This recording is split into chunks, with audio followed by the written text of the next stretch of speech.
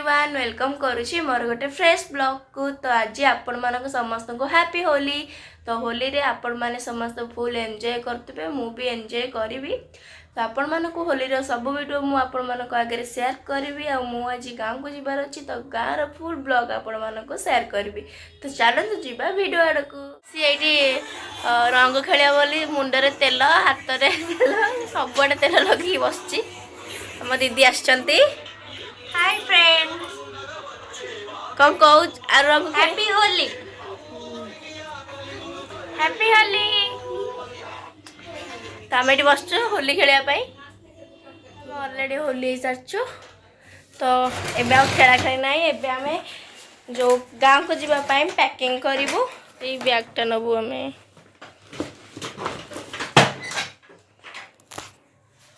Madam आसचंती Holi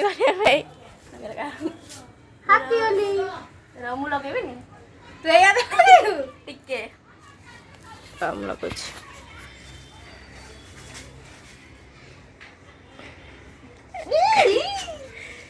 मामा लगेबनी अबे आसुर आके हां लगा ले हेलो एटा रंग खेलुची हैप्पी होली मामा रंग खेलुची एपटे साई पटे भाई तेरा भी कितनी सिंदूर दे टिके जस्ट हे भाई होली देखो दोनों मुंह दे बिता दे को गीतडे बजा टिके कौन से गीत मंदादेरी ना ना सेटा कोगड़ा गई नमस्कार फोटो चलो हां फोटो दे चल इतना ललटा दे आसुन। तो ये आम रेडी होचु गाँव को जीवाई मु ऑलरेडी रेडी हो सारे। तो मैंने रेडी होती रेडी हो सारापर आम जीवु गाँव को। ऑलरेडी आमर ऑटो पलि आसला आम ये वेट करूँ मो माई को आ मो दीदी को। तापर आम समस्त जीवु बाहर गाँव को से ऑलरेडी पलि आसले। एबे चलू आम गाँव को आ रास्ता बढ़िया लगुच आपण मैंने एंजॉय करंतु।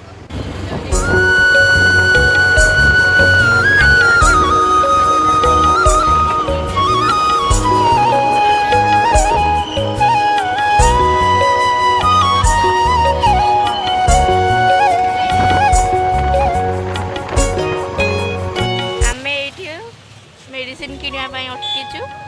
ये मुह देखा जाऊनी तो सॉरी जाकि पहुँची गलु मो माई जाऊँगी आम पछरे पछरे जाऊँ गले फोन करदेबु ना कि पड़ेगा बोली कौन मम्मी कौन एत अंधार ये तो गोटे जहाँ भी लाइट लगे आम घर भी अंधार ये सब अंधार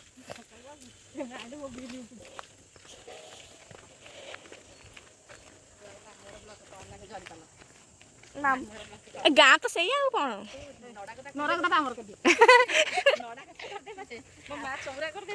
कहीं गाँ घर तो सही नहीं जिते बेसी अबाक देखिए हाँ तो यहाँ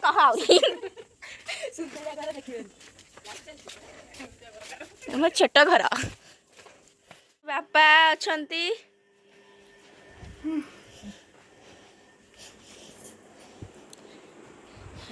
घर कौन कौन अलग अलग लगुच मत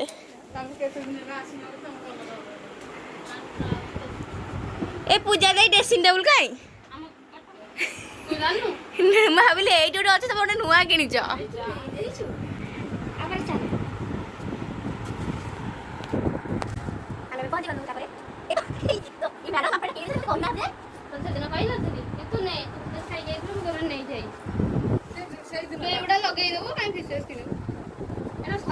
अबे इटा कोन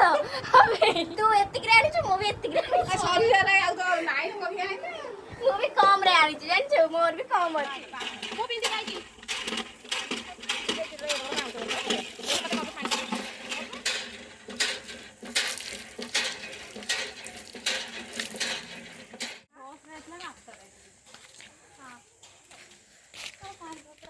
आम गाई ठारू आपे आपे क्षीर बाहर देखी दिंतु टे ओ लास्ट कौन एमती एमती खाली बहुची नष्ट तो होची पहिला मो भिडियो कॉल थपकिना पडुची ए पानी छिटकुची काई पहिला पहिला पडी वैखेला ए आई हां ये देखा देखा ଏଇଠି ମିଠାଟେ ଅଛି ବା ଖାଇବୁ ତାକୁ ଦେଇଦେ ବାପା ମାଗୁଥିଲା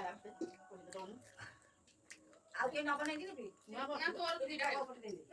ମୁଁ ଖାଇ ତୁ ମାଗୁ ଦେ ଦେ ମୁଁ ଖାଉ ତା ସକାଳେ ଆମେ ଏଇଠି ଅବିକା ରେଷ୍ଟ ନେଇଛୁ ଏପଟେ ଆମେ ମୁଁ ଏଠି ସେଠି ଆମର ଚାଲିଛି କ'ଣ ରୋଷେଇ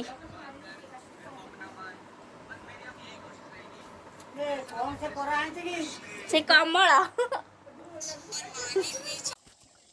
ଚୁଲିରେ ରୋଷେଇ ସରିଗଲା ଏବେ ମ୍ୟାଡାମ କାଢିବେ କ'ଣ ଧରିବି ସେ ମାଇଙ୍କର ବୋଉର ଗଲେ କାଢି ତୁ କାଢିଲା ବେଳକୁ ଝୋଳ ମରିଯାଇଥିବ ମରିଯାଉ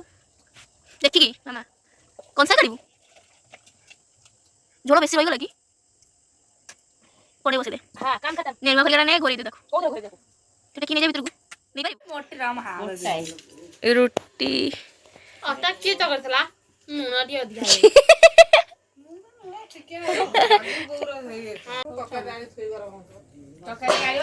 ଆମେ ଖାଇସାରୁ ଦେଖାଉଛୁ ରଖୁଛି